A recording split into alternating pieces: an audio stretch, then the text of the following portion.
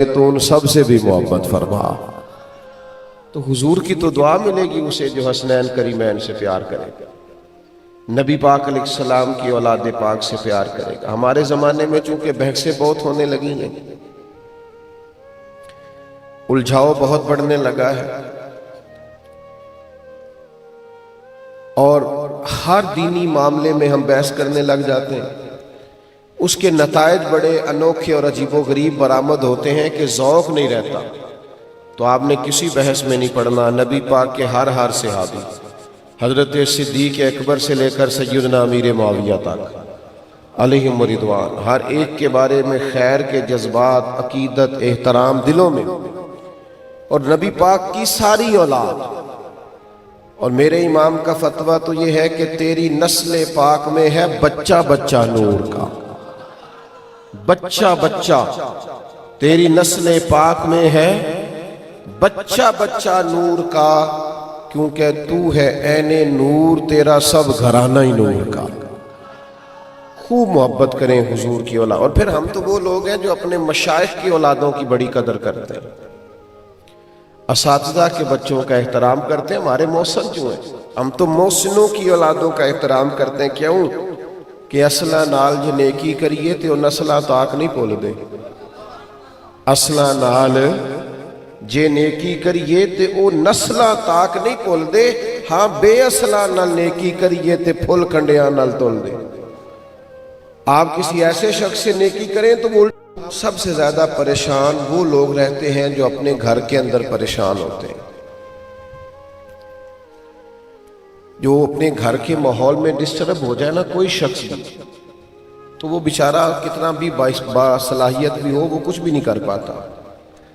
ہم نے ایسے نوجوان دیکھے ہیں جو بڑے باصلاحیت ہیں، بڑے سمجھدار ہیں، باشعور ہیں، بہت سا کام کرنے کی صلاحیت بھی رکھتے ہیں، شعور بھی رکھتے ہیں، طریقہ بھی رکھتے ہیں، لیکن ان بیچاروں کی سارا وقت تو گزر جاتا ہے اپنی بیوی اور اماں کی لڑائی ٹھیک کرتے ہی، وہ کیا کارنامہ سر انجام دیں۔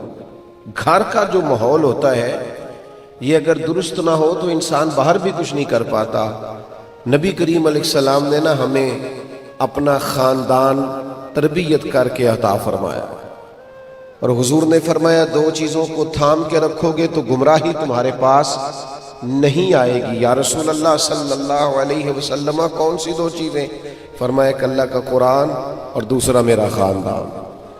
اہل بیت نبوت کے ساتھ خاص قسم کا لگاؤ حضور نے گھر بنا کے دکھایا، ہمیں تعمیر کیا گھر، اور ایک بہترین گھر حضور نے تعمیر فرمایا۔ اس میں آپ دیکھیں سب سے پہلی چیز جو نظر آتی ہے نا ہمیں وہ یہ ہے کہ اللہ کے محبوب علیہ السلام اپنی اولاد سے بڑی محبت فرماتے، حضور اپنی اولاد پاک کو، اہل بیت کو ٹائم دیتے۔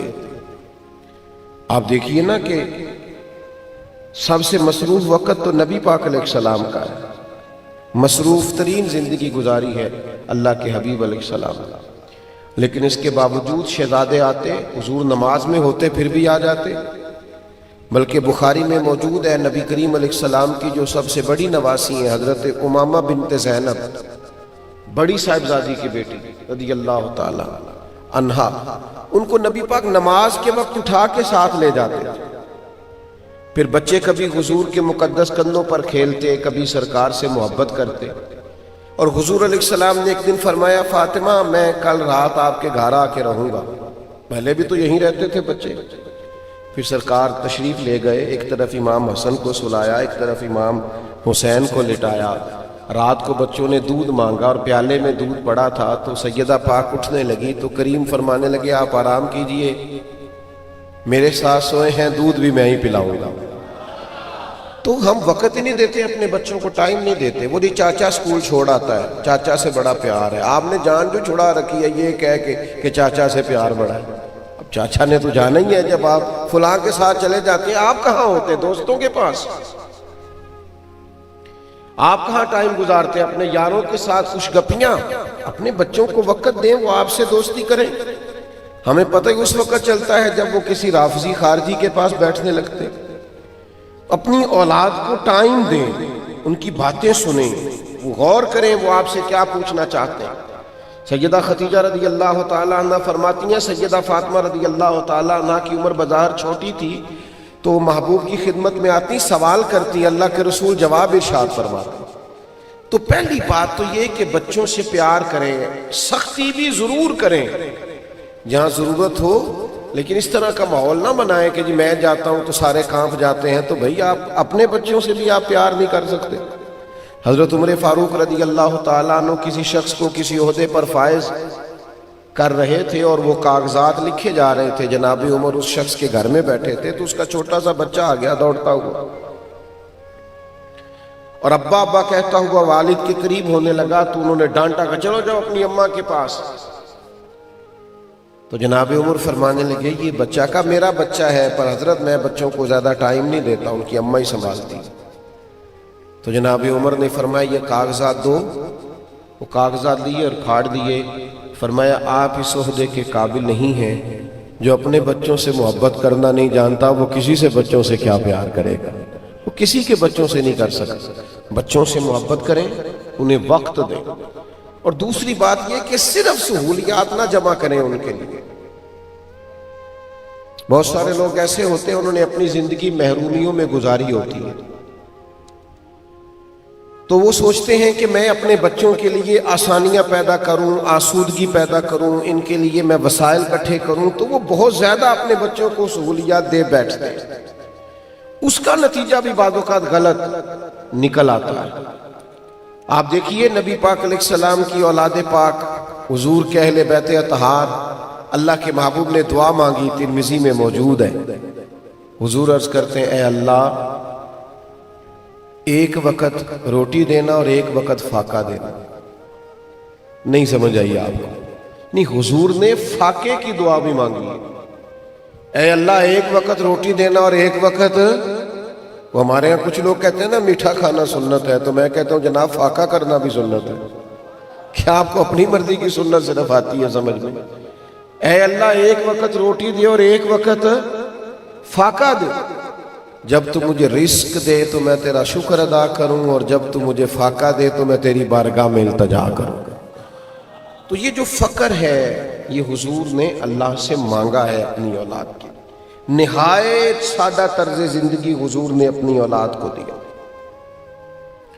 سیدہ پاک رضی اللہ تعالی عنہ کا کاشانہ نور بڑا سادہ تھا، بڑا مختصر بظاہر چھوٹا گھر، اور اس میں سارے کام سیدہ پاک اپنے دست مبارک سے کرتی، لیپا پوتی بھی کرتی، آٹا بھی گوندتی، چکی سے لے کر اس سے دھانے بھی پیستی، سارے کام خود فرماتی۔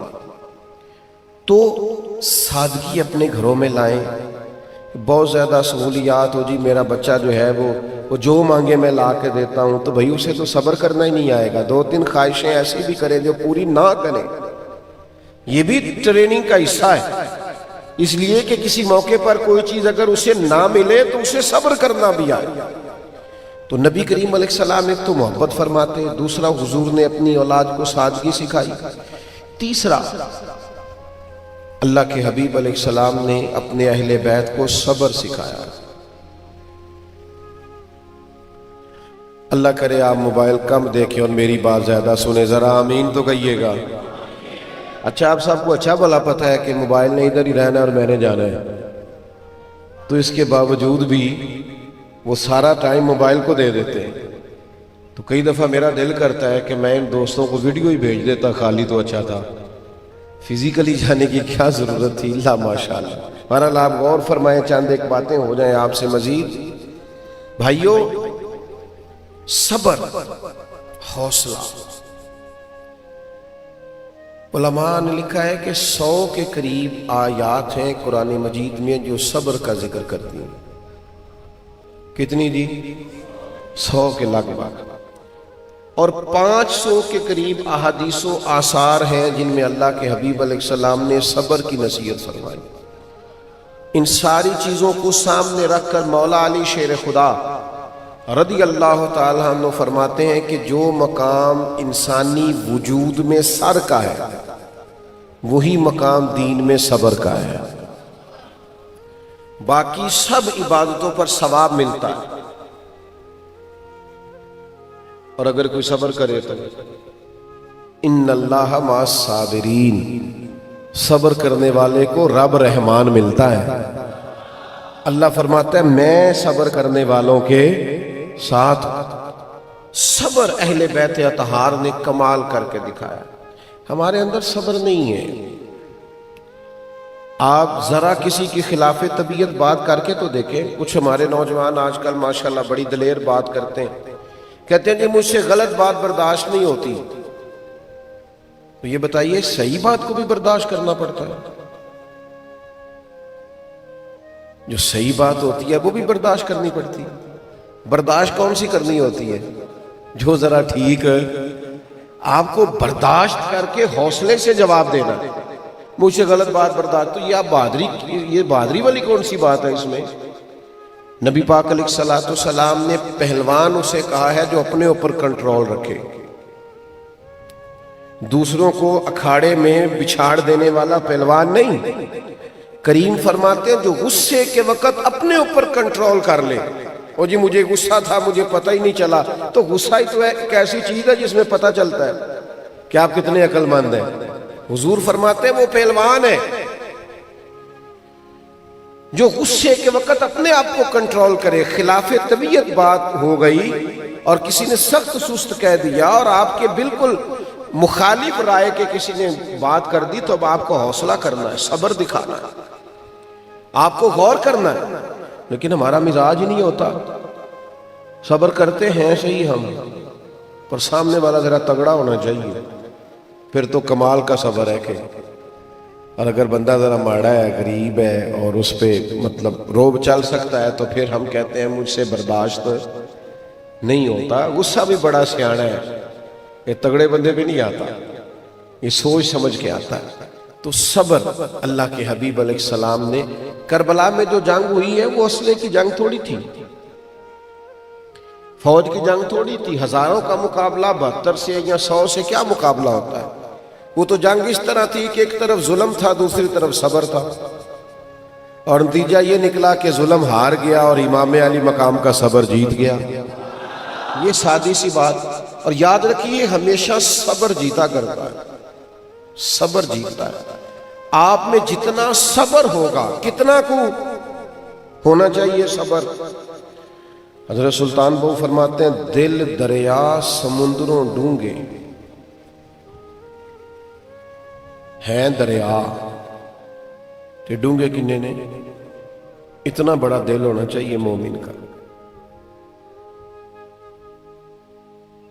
دل دریا سمندروں ڈونگے، حضور اتنے ہی فرمایا نہیں، یہ تو مثال دی ہے سمجھانے کے لیے۔ دل دریا، دریا جتنا چوڑا اور سمندر جتنا گہرا، یہ صرف تمہیں سمجھانے کے لیے مثال دی ہے، ورنہ فرماتے کون دلاں دیا جانے؟ دل دریا سمندروں ڈونگے، کون دلاں دیا؟ حضور حد کیا ہے؟ فرمایا 14 طبق دلے دے اندر اسا تمبو وانگو تانے۔ یہ تو آپ کا حوصلہ بڑا ہونا چاہیے۔ اور پھر ایسے بھی نادان ہے جو ابا کی بھی برداشت نہیں کرتے، اماں کی بھی برداشت۔ کتنا بد نصیب بیٹا ہے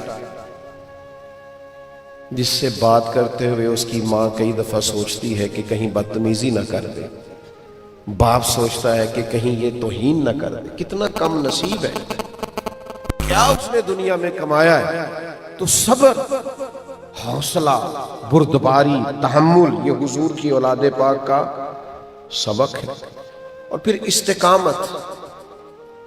بہت سارے لوگ ہیں وہ کہتے ہیں میں بڑے کام شروع کیتے نے، کوئی بھی توڑ نہیں چڑھیا۔ میں کہتا تسی ایک ہی کر دینا کدی صحیح کر کے۔ آپ بہت سارے کام کرنا چاہتے تھے تو کوئی ایک بھی ہو سکا، کبھی کوئی ایک کرتے اور کرتے ذرا صحیح کر کے تو اس کا نتیجہ ٹھیک نکلنا تھا۔ تھوڑی سی نا استقامت اختیار کریں۔ سفر تو کرنا ہی ہے، کسی وقت کھڈے بھی آ جاتے ہیں اور بے شمار بارشیں بھی آ جاتی ہیں، کدھر سڑک بھی نمی بن رہی ہوتی ہے۔ کئی قسم کے انہی پتھروں پہ چل کے اگر آ سکو تو آؤ۔ میرے گھر کے راستے میں کوئی کہکشاں نہیں ہے بھئی، کئی راستے میں دشوار گزار گھاٹیاں آتی ہیں۔ میں نے پہلے بھی دوستوں کو بتایا تھا، میں سندھ کے سفر پہ تھا تو موٹر وے پہ ہم چڑھ گئے سکھر سے، تو میں نے اپنے ڈرائیور سے کہا کہ لو بھائی اب تو آسانی ہو گئی، لاہور تک بالکل روڈ صاف ہے۔ وہ کہنے لگا حضرت یہ مشکل ہے۔ میں نے کہا کیوں؟ کہنے لگا نہیں اس پہ نیند آنے لگ جاتی ہے۔ وہ جو ہوتا ہے نا، کہیں کھڈا آ گیا، کہیں چنچی والا آ گیا، وہاں ذرا بندہ جاگتا رہتا ہے۔ یہ مشکلات، دشواریاں، جہاں آپ کو کچھ تھوڑی مشقت کرنی پڑے، وہیں تو انسان کو پتہ چلتا ہے۔ تو استقامت اختیار کریں۔ یہ کیا بات ہوئی، ذرا کسی کی بات سنی، جدھر کی ہوا چلی ادھر کے ہو گئے، اس نے یہ کہا تھا تو لہذا میں پوچھنے آ گیا ہوں کہ اس نے یہ کہا تھا تو اس کا یہ مطلب نکلتا ہے۔ کہیں ٹھہریں تو صحیح، کہیں استقامت تو اختیار کریں، کہیں آپ رکنا تو سیکھیں۔ کتنے طوفان آتے ہیں، کئی پرندے اڑ جاتے ہیں، کئی ٹہنیاں ٹوٹ جاتی ہیں، پر درخت اپنی جگہ چھوڑتے وہ کھڑے رہتے ہیں۔ وہ کہتے ہیں تم پرندے ہو، شجر چھوڑ کے جا سکتے ہو، ہم شجر ہیں، ہمیں آتا نہیں ہجرت کرنا۔ پرندے جایا کریں، استقامت، ذرا رکیں، ذرا ٹھہریں، کوئی کام مستقل کریں۔ جتنے چیزیں بندے کو بلیک میل کر سکتی ہیں نا، وطن سے بے وطن ہو تو بندہ بڑا کمزور ہو جاتا ہے بظاہر، بچے ساتھ ہو تو کمزور پڑ جاتا ہے، بھوک پیاس ہو تو کمزور پڑ جاتا ہے، پھر کسی کا انتقال ہو جائے گھر میں تو انسان کمزور ہو جاتا ہے۔ وہ ساری آزمائشیں جو انسان کو کمزور کرتی ہیں وہ کربلا میں ساری آئی، اور امام علی مقام نے کسی کی پرواہ نہیں کی، امام میدان میں کھڑے رہے۔ تو یہ جو ہے نا، ذرا بھی کوئی پریشر برداشت نہیں ہوتا، 2 منٹ نہیں لگتے لوگ رائے بدل دیتے ہیں، 1 سیکنڈ نہیں لگتا لوگ اپنی طبیعت چینج کر لیتے ہیں۔ تو حق کے ساتھ کھڑے ہوں، تھوڑا ڈٹنا سیکھیں، آزمائشیں آئی جاتی ہیں، استقامت سے انسان طاقتور ہو جاتا ہے۔ 5ویں بات، اہل بیت اطہار کے گھر میں جو چیز آپ کو بہت کثرت سے ملے گی وہ شرم و حیا ہے۔ میں اور آپ جس سوسائٹی میں رہ رہے ہیں نا، اس میں جدت کے نام پر اب لوگوں نے حیا چھوڑ دی ہے۔ میں تو بہت کم شادیوں پہ جاتا ہوں، بلکہ یوں سمجھیں کہ نہ جانے کے برابر ہی جاتا ہوں۔ ایک تو وقت ہی نہیں ملتا، اور دوسرا یہ کہ جو حالات ہوتے ہیں شادیوں پہ، اللہ ماشاءاللہ وہ بھی بڑے منفرد ہوتے ہیں۔ پہلے شادیوں میں شروع میں جاتے تھے تو مردوں اور عورتوں کے درمیان میں پردہ لگا ہوا ہوتا تھا، مجھ سے ناراض نہ ہونا۔ اب تو بہت ساری فیملیاں وہ درمیان میں پردہ بھی نہیں لگواتی۔ اکبر اللہ آبادی کہتے ہیں بے پردہ نظر کل جوائیں چند بیبیاں، اکبر زمین پہ غیرت قومی سے گڑ گیا، پوچھا جو ان سے بڑھ کے کہ تمہارا پردہ کدھر گیا؟ کہنے لگیں وہ عقل پہ مردوں کی پڑ گیا، وہ پردہ مردوں کی عقل پہ پڑ گیا ہے۔ شرم، حیا، یہ نہ انسان کو حدود کا پابند کرتی۔ آپ کی زبان حیا والی ہو، لہجہ حیا والا ہو۔ بہت سارے لوگ ہیں وہ بے باک انداز تکلم رکھتے ہیں، جو مرضی کہہ دیتے ہیں، جو طبیعت میں آتا ہے بول دیتے ہیں، جو مزاج ہوتا ہے کہہ دیتے ہیں۔ وہ محسوس ہی نہیں کرتے کہ یہ جو میں لطیفہ سنا رہا ہوں، یہ جو میں بات کر رہا ہوں، یہ میری پرسنالٹی سے میچ نہیں کر رہی، میری شخصیت کا تقاضا نہیں ہے کہ میں یہ کلام کروں۔ تو پھر فرمایا نا کہ جب کوئی بے حیا ہو جائے پھر جو مرضی یہ کرے۔ حیا انسان کو دائروں میں بند رکھتی ہے۔ سیدہ طیبہ طاہرہ حضرت فاطمہ نے زندگی بھر جو پیغام دیا ہے وہ شرم و حیا ہی کا تو دیا ہے۔ سیدہ عائشہ صدیقہ رضی اللہ تعالیٰ عنہ نے جو امت کو پیغام دیا ہے وہ حیا ہی کا تو دیا ہے۔ جھکی ہوئی نظریں اور با پردہ اپنے گھر کے اندر رہنا، بغیر کسی ضرورت اور مجبوری کے باہر نہ جانا، یہی تو پیغام دیا ہے۔ اور پھر ہمارے ہاں ایک اور بھی مسئلہ ہے،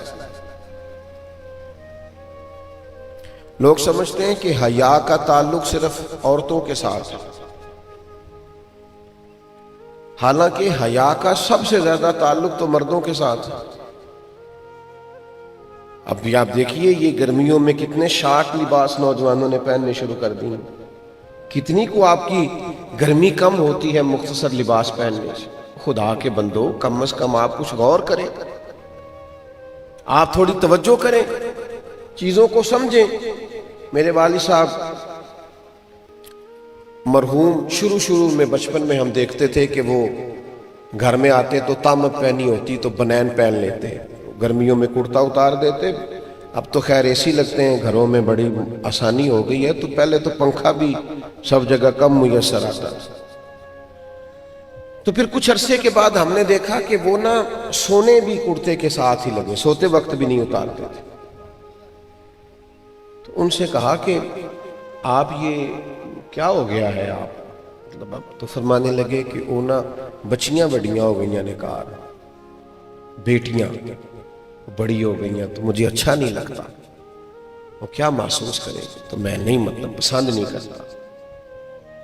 اور پھر بہو نے بیٹی نے گھر میں دیکھنا ہوتا ہے. اور خدا کے بندو اپنے گھر کے اندر اپنی بیٹی کے معاملے میں اس بات کا لحاظ کرنا کہ بچی کے سامنے میں اپنا کوٹتا نہ اتاروں, وہ کیا محسوس. اور یہاں یہ ہے کہ منظر ہی بڑا عجیب ہے. ہم نے بالکل چیزوں کو فراموش کر دیا ہے. ہم جیسے مرضی بات کریں, جو مرضی ہے کریں, ہم سمجھتے ہی نہیں. وہ بھئی حیا کا تعلق تو انسان کے لب و لہجے کے ساتھ ہوتا ہے, اس کی ذہنی تربیت کے ساتھ حیا کا تعلق ہوتا ہے. اب مجھے بتائیے صحابہ میں خوبصورت ترین آدمی ہے سیدنا عثمان غنی, خوبصورت, اور پھر یہ کہ مالدار ہے. اور پھر اس طرح کا معاملہ ہے کہ اللہ کے حبیب علیہ السلام آرام فرما ہے اور حضور کی تامت مبارک گھٹنوں سے نیچے. حکم بھی یہ ہے کہ ناف سے گھٹنوں تک مرد کا وجود ڈھکا ہوا ہو. تھوڑی سی پنڈلی جو شرعن ناجائز نہیں ہے, تھوڑی سی پنڈلی سرکار کی تامت ہٹی ہوئی تھی. حضرت صدیق اکبر آ گئے بیٹھ گئے, جناب عمر آ گئے بیٹھ گئے, تو حضرت عثمان, اچھا مزے کی بات یہ حضرت عمر جلالی ہیں اور حضرت عثمان غنی جناب صدیق اکبر کی نسبت بھی نرم مزاج ہے. تب فرشتے بھی حیا کرتے ہیں. اب مجھے بتائیں وہ کتنا بے حیا ہے جو حضرت عثمان کا بھی حیا نہیں کرتا, کتنا بے حیا, ان سے فرشتے بھی حیا کرتے ہیں. تو اپنے نوجوانوں کی خدمت میں عرض گزار ہوں کہ اپنے لب و لہجے میں ہر بات کہنے بات سمیٹنے لگا ہوں, آپ نے غور کرنا ہے. میں جو آخری باتیں عرض کر رہا ہوں بڑی سمجھنے لائق ہے. نوجوانوں کی خدمت میں عرض کروں گا کہ اپنے بڑوں کا بھی حیا کریں. سوال بھی پوچھیں تو حیا کے ساتھ. یعنی حضرت مولا علی شیر خدا رضی اللہ تعالیٰ عنہ فرماتے ہیں مجھے نبی پاک علیہ السلام سے کوئی سوال پوچھنا ہوتا تھا تو میں ہفتوں اور مہینوں انتظار کرتا تھا کہ کوئی اور آ جائے اور حضور سے پوچھ لے. ویسے سوال پوچھنا آدھا علم ہے, لیکن وہ جو ادب صحابہ کرتے تھے محبوب کا. اب دیکھیے نا حدیث پاک میں موجود ہے کہ نبی کریم علیہ السلام نے پوچھا بتاؤ کہ وہ کون سا درخت ہے جس کی مثال مومن کی طرح. تو حضرت عبداللہ ابن عمر بھی بیٹھے تھے اور کبار صحابہ بیٹھے, حضرت فاروق اعظم ہیں, حضرت ابو بکر صدیق ہیں, بڑے بڑے جلیل القدر صحابہ موجود ہیں. تو حضرت عبداللہ ابن عمر فرماتے ہیں مجھے جواب آتا تھا کہ وہ کھجور کا درخت ہے, لیکن میں نے اس لیے جواب نہیں دیا کہ جب بڑے بڑے لوگ موجود ہیں. کوئی نہیں سمجھ آئی آپ کو میری بات, یعنی جواب آتا تھا. یہاں بڑے لوگ ہیں جو کسی بات کا خیال ہی نہیں کرتے. فرماتے ہیں جواب آتا تھا, اس لیے نہیں دیا کہ جب بڑے موجود ہیں تو مجھے جواب نہیں دینا چاہیے. یہ وہ حیا ہے جو لوگ اپنے بڑوں کے تعلق سے رکھتے تھے. بعد میں حضرت عمر کو گھر جا کے جناب عبداللہ ابن عمر نے کہا ابا جی مجھے جواب آتا تھا لیکن آپ موجود تھے, بڑے بڑے لوگ موجود تھے تو میں نے جواب نہیں دیا. تو حضرت عمر فرمانے لگے بیٹا اگر آپ جواب دیتے ہو تو مجھے خوشی ہوتی, لیکن بہرحال جو آپ نے کیا وہ بھی گویا درست ہے. تو میں آپ کی خدمت میں عرض کروں گا اپنے بزرگوں کا حیا کریں, بالخصوص ماں باپ کے سامنے اف تک نہ کہیں. اپنے اندر تھوڑی تبدیلی لائیں, اپنے اساتذہ کے